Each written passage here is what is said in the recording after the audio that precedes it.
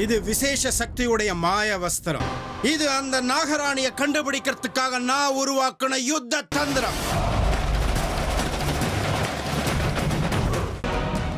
அமிர்தாவை பத்தி தெரிஞ்சுக்க ஒரு வாய்ப்பு தானாவே தேடி வருது. ஆபீஸ்ல எனக்கும் நிறைய வேலை இருக்கு, இல்லைன்னா நானும் கூடவே கிளம்பி போயிடுவேன். ராகேஷ், நீங்களே கூட போங்க. எனக்கு ஒருவித ஆர்வம், 2 பேரும் ஒருத்தருக்கு ஒருத்தர் எப்படி அறிமுகமானீங்கன்னு. நான் அமிர்தாவை முதல்ல சந்திச்சது துர்காபுரத்துல உள்ள சிவன் கோயில தான். என்னுடைய விஷம் அவனோட மொத்த தேகத்திலையும் அப்படியே பரவணும். அவனுடைய தேகம் நீல நிறமா மாறணும். அப்பதான் எனக்கு திருப்தி.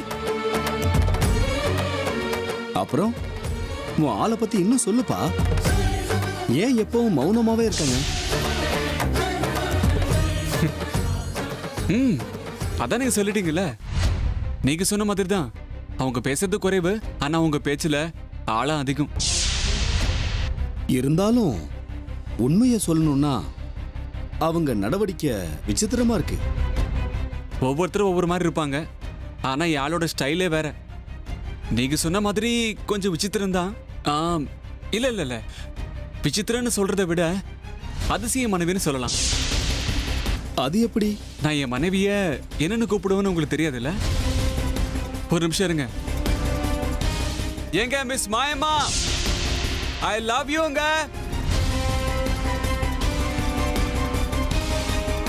Miss Mayamma, I love you.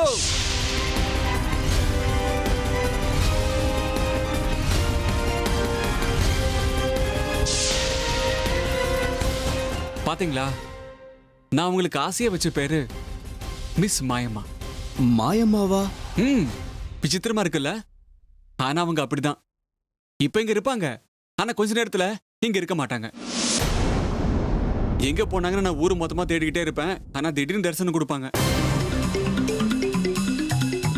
இப்ப சொல்லுங்க, அவங்களுக்கு மிஸ் மாயமாங்கிற பேரு பெர்ஃபெக்ட்டா இருக்குல்ல?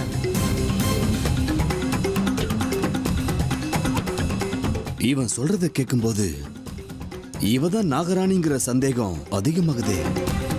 பார்க்கலாம், ஒருவேளை இவதான் நாகராணிங்கிறது உண்மையா இருந்தா நிச்சயமா இந்த இடத்துல இருந்து இவ உயிரோட திரும்பி போகவே முடியாது. போக நான் விட மாட்டேன். இவ கதைய முடிச்சிட்டு தான் இங்கிருந்து போவேன். இது என் தக்ஷக வம்சத்து மேல ஆன.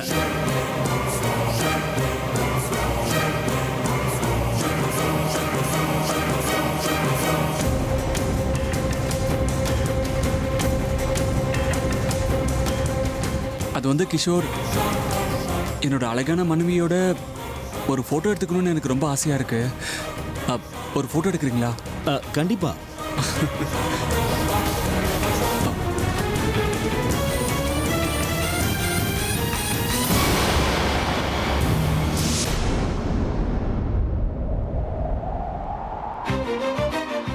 ஏங்க அமிர்தா,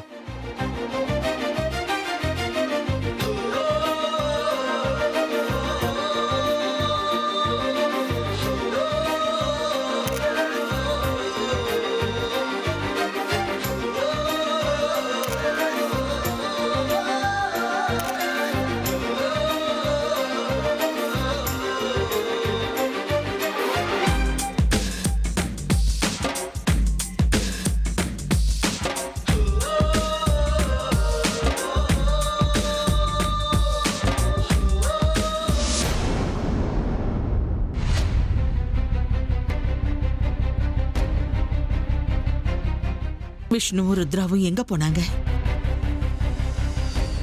கோயில் கட்டுற வேலை நான் நினைச்ச நேரத்துக்குள்ள முடியலன்னா பெரிய பிரச்சனை ஆயிடுமே. என்ன பண்றது?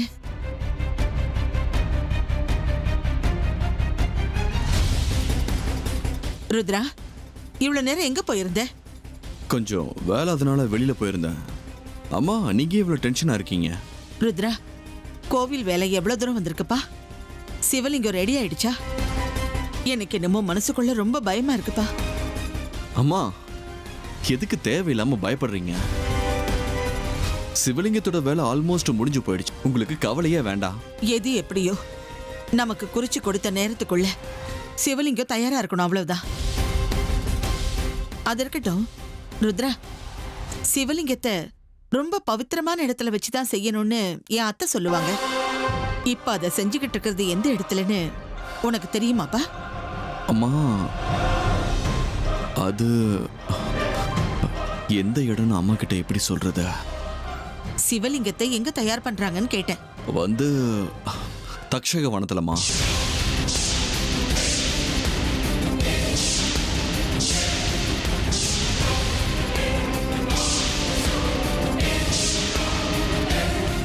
நீ என்ன சொல்ற ருத்ரா? தட்சக வனத்திலையா? நீ என்கிட்ட ஒன்னும் பொய் சொல்லல. அந்த இடம் நமக்கு ஒத்து வராதுன்னு உனக்கு தெரியுமா தெரியாதா? அம்மா அப்ப கதை வேற, இப்ப கதை வேறம்மா. அது மட்டும் இல்லாம அங்கதான் செய்யணும்னு பாபா தாமா சொன்னாரு. உங்களுக்கு அவர் வார்த்தையில நம்பிக்கை இல்லையா? அப்படி இல்ல ருத்ரா, எனக்கு என்னமோ பழைய விஷயங்கள்லாம் ஞாபகத்துக்கு வருது. அம்மா பாபாவே சொல்லியிருக்காருன்னா அது கண்டிப்பா நல்லதுக்காக தான் இருக்கும். அவர் எந்த முடிவு எடுத்தாலும் நம்ம குடும்பம் கண்டிப்பா நல்லா இருக்கணும்னு மட்டும்தான் நினைப்பாரு. தைரியமா இருக்க, நீங்க ஒன்றும் பயப்பட வேண்டாம். எல்லாம் நல்லபடியா நடக்கும். பாபா ஆசீர்வாதம் இந்த வீட்டு மேல இருக்கிற வரைக்கும் நம்மளை யாரும் எதுவும் செய்ய முடியாத. அந்த சிவலிங்கத்தாலதான் நமக்கு ஏற்பட்ட சாபம் விலகணும், அந்த கண்டமும் நீங்கணும். அந்த சிவலிங்கத்தால நம்ம வீட்டு விளக்கு பிரகாசமா எரியணும். பரமேஸ்வரா, நீதான் இந்த குடும்பத்துல உள்ளவங்களை காப்பாத்தணும், எல்லாரையும் காப்பாத்தணும். நாகேந்திரஹாராய த்ரிலோச்சனாய பஸ்மாந்தராகாய மகேஸ்வராய நித்யாய சுத்தாய திகம்பராய தஸ்மை நகாராய நமः சிவாய.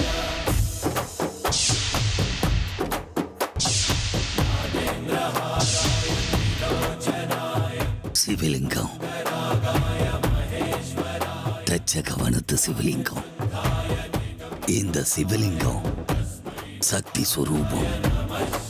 மகா சிவலிங்கமான இது அந்த வீட்டுக்கு போனா நாகராணி அமிர்தாவுடைய எதிர்காலத்தை பிரகாசமாக்குற மகா சக்தி ஸ்வரூபலிங்கமா இருக்கும்.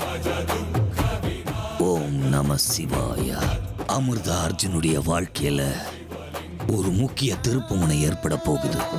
இந்த மகா சிவலிங்கம் அவங்க எதிர்காலத்தை முடிவு பண்ண போகுது.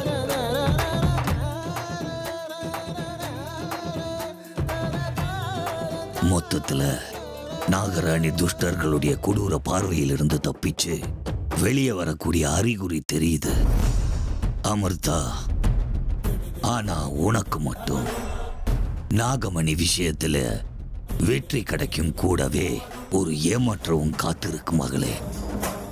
அது என்னன்னு வரும் காலங்களில் உனக்கே புரியுமா? நான் இங்க வரும் தூதுவம் மட்டும்தான். அமிர்தா, சிவலிங்கத்துக்கும் நாகமணிக்கும் இடையில அவன் விருப்பத்தை சொல்லக்கூடிய தூதுவம் மட்டும்தாமா நான். சங்கரா, எல்லாம் ஈசன் விருப்பம். ஓம் நம சிவாய.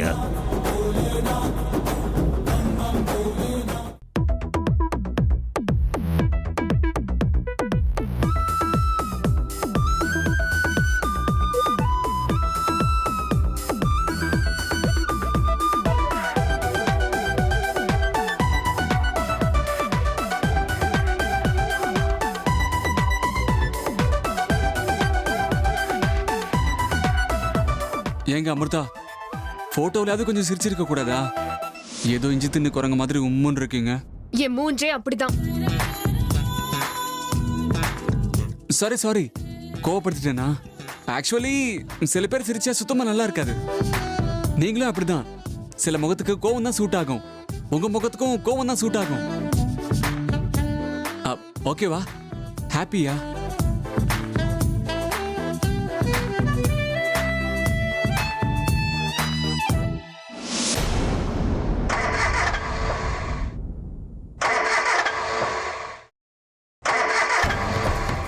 இப்ப என்னாச்சு? என்னாச்சு? ஏன் எடுத்துனீங்க? தெரியல அர்ஜுன், இருங்க பார்க்கறேன்.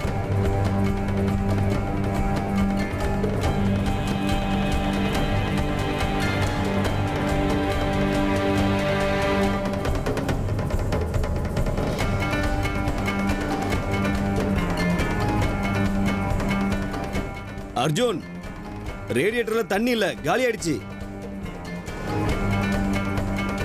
கார்லயும் தண்ணி இல்ல, காலி ஆயிடுச்சு. சரி வாங்க, நானும் கூட வரேன், போய் கொண்டு வரலாம். வேண்டாம், நீங்க 2 பேரும் புருஷன் பொண்டாட்டி இங்கேயே ரெஸ்ட் எடுங்க, நான் போய் எடுத்துட்டு வரேன். அப்படியா? சரி. அங்க கிடைக்குமான்னு பார்க்கறேன்.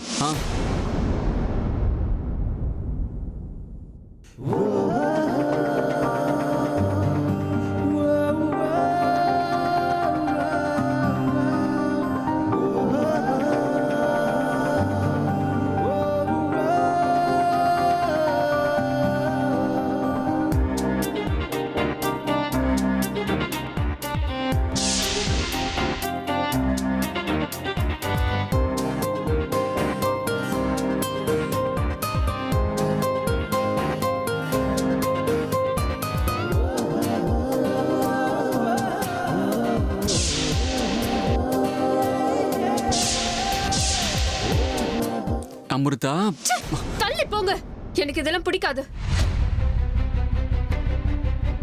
ஓஹோ, வெளியில வந்திருக்கோம், எல்லாரும் பாக்குறாங்க தானே. எப்படி இருந்தாலும் இன்னும் கொஞ்ச நேரத்துல ரூமுக்கு போயிடுவோம்ல. என்ன இது, அவங்கிட்ட சிறுசிறுன்னு இருக்கா? அது என்னன்னு கவனிக்கணும்.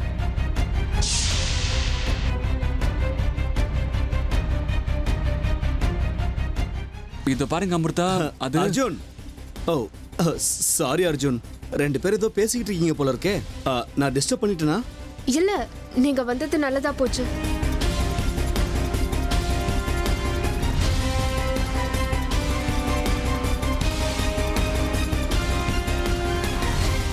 அது சரி, கேட்க மறந்துட்டேன்.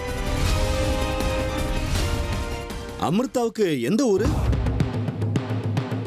அதை ஏன் கேக்குறீங்க? நான் முதல்ல அமிர்தாவை பார்த்தது கோவில தான். அதனால அமிர்தா எனக்கு அந்த தெய்வம் கொடுத்த பிரசாதம்னு அவங்க ஊரு குலங்கோத்திரம்லாம் நான் விசாரிக்கவே இல்லை. இருந்தாலும் அர்ச்சகர் ஏதோ சொன்ன ஞாபகம், இவங்க ரொம்ப தூரத்துல இருந்து ஏதோ ஊர்ல இருந்து வந்திருக்காங்களா இல்லையா அமிர்தா? ஆமா, எங்க ஊரு ரொம்ப தூரத்துல இருக்கு. எனக்கு என்னமோ அமிர்தா பூமியவே சேர்ந்தவங்களன்னு தோணுது. இவங்க அழகா பார்க்கும்போது இவங்க கேரண்டி நட்சத்திர உலகத்துல இருந்தோ இல்ல தேவலோகத்துல இருந்தோ இல்ல நாகலோகத்துல இருந்து வந்திருப்பாங்கன்னு தோணுது. நீங்க பாத்தீங்களா, நாகலோகம்னு சொன்ன உடனே எவ்வளவு கோவம் வருது பாத்தீங்களா? ஏங்க சும்மா விளையாட்டுக்கு சொன்னாங்க.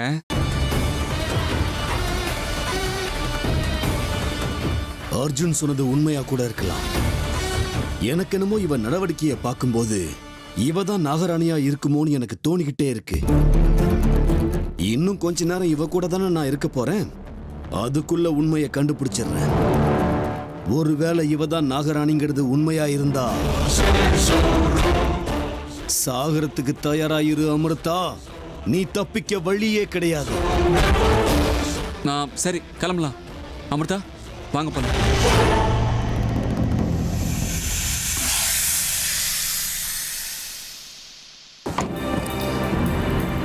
சரி பண்ணியாச்சு, வாங்க போலாம். சரி போலாமா?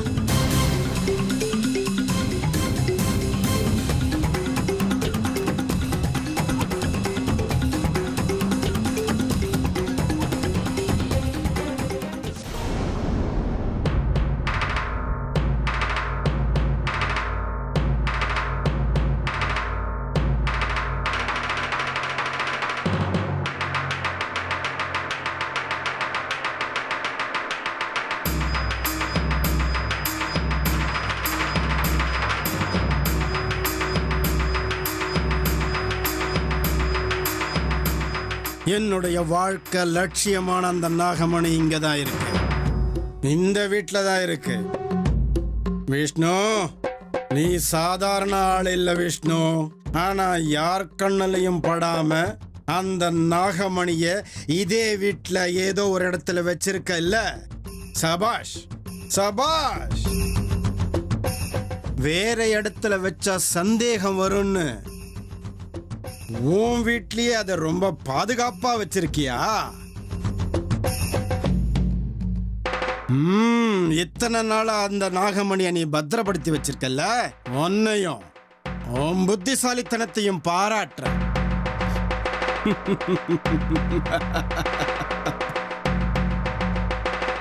இப்ப அத உன்கிட்ட இருந்து நான் எப்படி பறிக்க போறேன்னு பாரு. ஜெய் மகாகாளி. பாபா வாங்க பாபா. விஷ்ணு, ருத்ரா, எல்லாரும் வாங்க. பாபா வந்திருக்காரு. எல்லாரும் வந்து ஆசீர்வாதம் வாங்கிக்கங்க.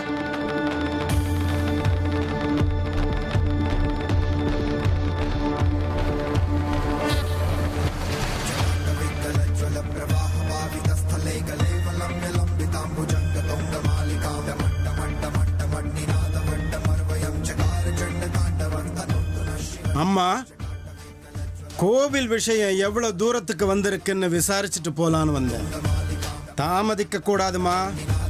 தாமதிச்சா பெரிய ஆபத்து வந்து சேரும். எல்லாமே நீங்க சொன்ன மாதிரி நடக்குது பாபா.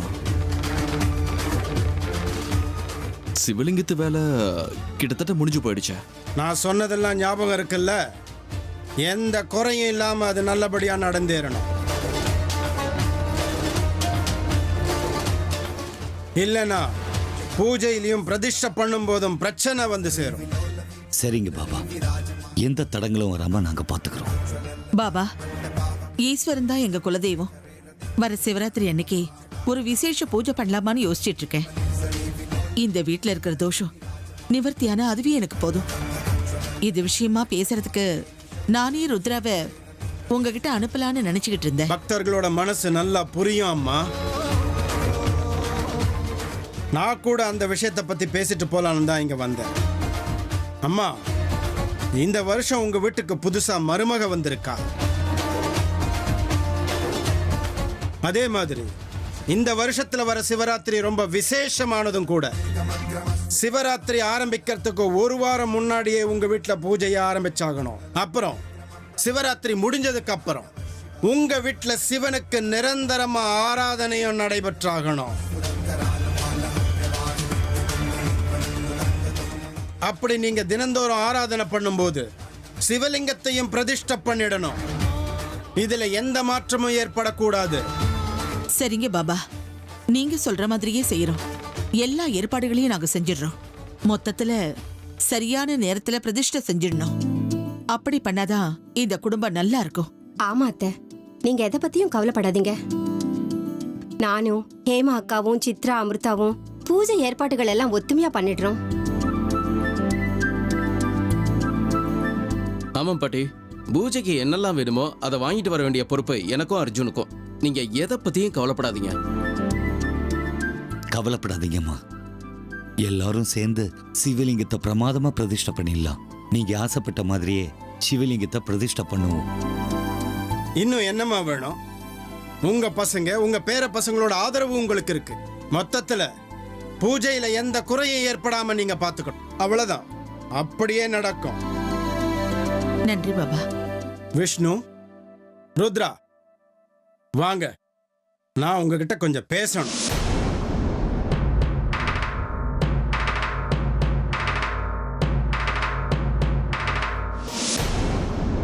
அப்பாடா, காலையில வீட்டில் டிஃபன் சாப்பிட்டது, அதுவும் அர்ஜென்சியில் 2 இட்லி மட்டும் சாப்பிட்டேன்.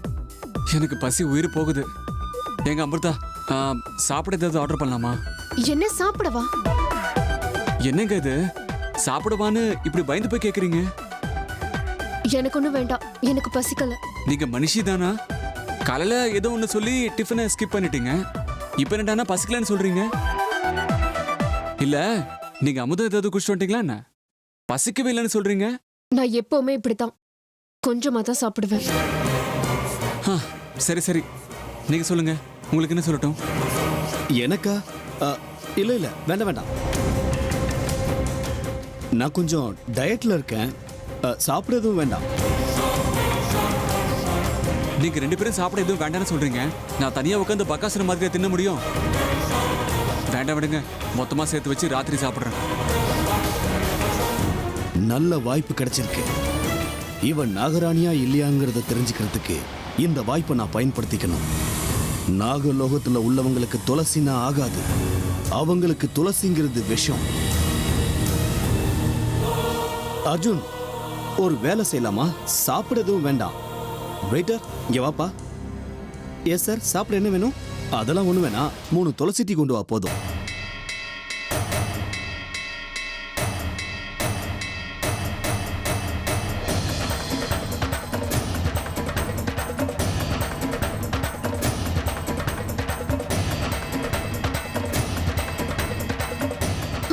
இல்ல எனக்கு துளசி டீ வேண்டாம். ஆ, ஐயோ, வேண்டான்னு சொன்னா எப்படி? இந்த கிளைமேட்டுக்கு அதை குடிச்சா ரொம்ப பிரமாதமா இருக்கும். நீங்க குடிச்சே ஆகணும்.